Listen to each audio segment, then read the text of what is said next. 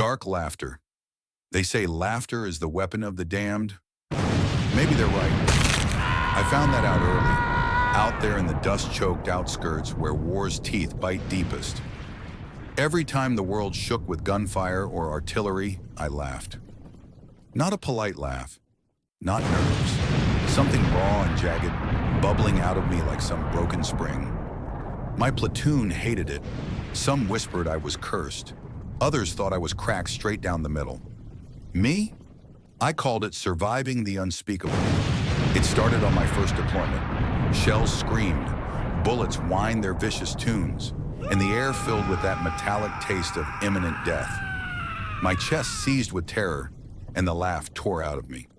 I remember slamming my face into the ground, trying to smother the sound, but it kept coming, a reflex I never asked for, a kind of release valve the universe stuffed into the wrong man. Weeks passed. My laugh became part of our soundtrack.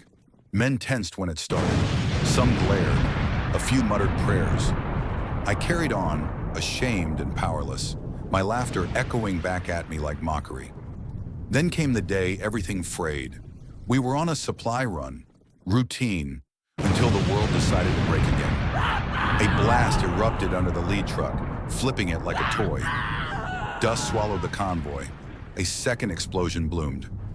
I saw Ensign Keller, my closest friend in this whole barren hell, lifted into the air, limbs twisting unreal, slamming down in a broken heap, and I laughed.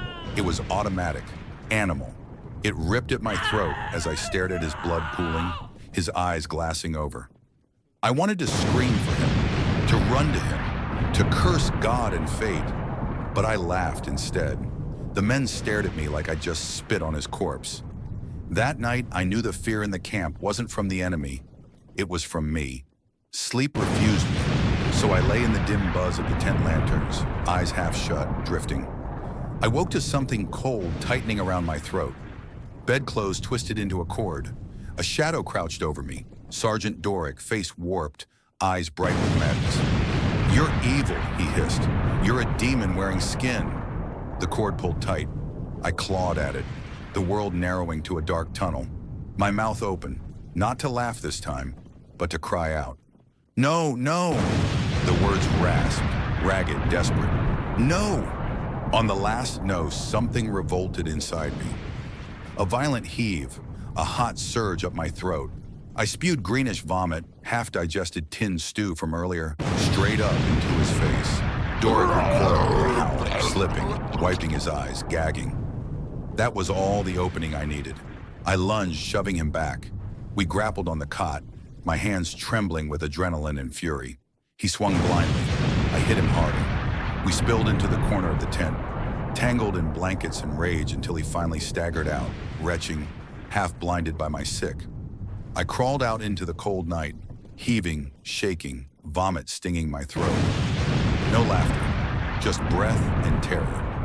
After that, something hardened in me. No more being the cursed sideshow freak.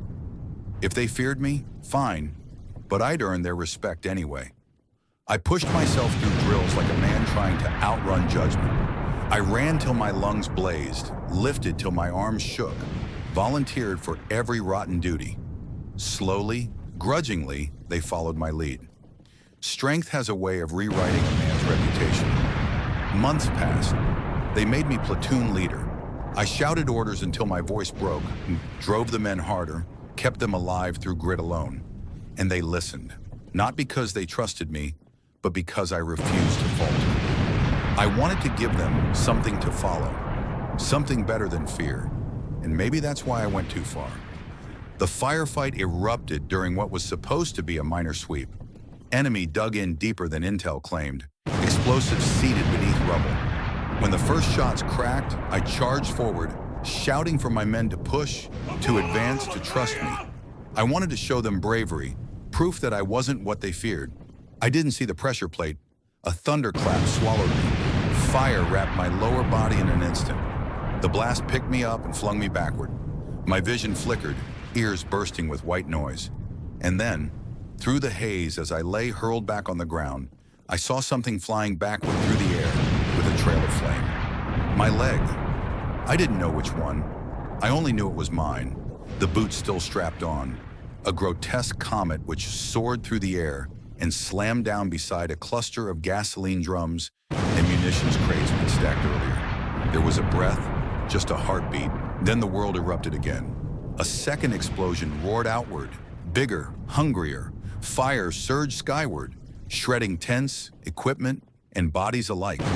Men I knew were flung like ragdolls, silhouettes swallowed by flame. Some didn't scream, some screamed only once. The shockwave rolled over me, pushing me deeper into the dirt. Something inside me wanted to pass out, but pain kept me awake. Sharp, blinding pain where my legs should have been. I tried to roll, tried to sit up. Everything felt distant, loose, unreal.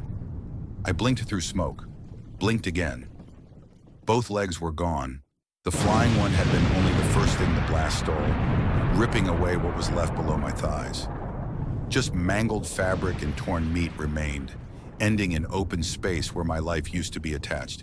And instead of laughing, I just grinned. A pathetic, crooked grin that stretched across my face as my head shook in disbelief. I shook my head slowly, staring down at what wasn't there. A strange, broken, bitter smile tugged at my mouth.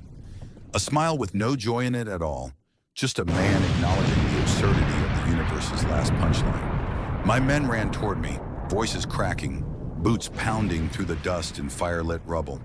Someone yelled for a medic. Someone else dropped a stretcher beside me. And I sat there, propped on my elbows, grinning like a doofus at the stump of my own body as smoke drifted from the ruined outpost. No laughter now, no outburst. Just that stupid smile as they lifted me, the sky blurring overhead. A smile that said everything I was too tired, too broken, too hollowed out to say. Because what else can a man do when he's spent so long laughing at death, only to find death has finally learned how to laugh back?